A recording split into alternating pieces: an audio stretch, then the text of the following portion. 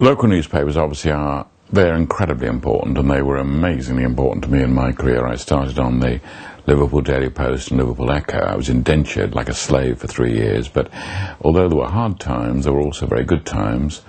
And one of the most extraordinary things that happened to me was that I tried to be a sub-editor. I was on a sub-editor's training course, but I failed because I didn't do very well when Che Guevara died. And the chief sub handed me this news that Che Guevara had been killed in Bolivia and said to put an 18-point italic crosshead on that. And so I was obviously very moved and impressed by the fact that Che Guevara died. He wasn't as famous as he became on the T-shirts of the world, but he was still a pretty important figure to someone like me.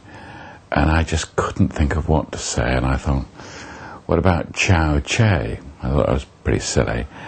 And finally the chief sub got cross and said, look, give him this back to me. We've got to get on with this.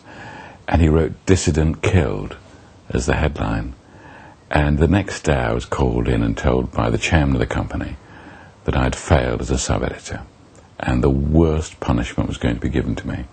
I would be made a reporter. And so I have remained. The point about local papers is not just they were amazing training grounds for people like me, but they also, of course, infuse the community with a lifeblood, that lifeblood of information, democracy, informed comment. And without that, you don't get a proper sense of community. You get no ordinary way of living.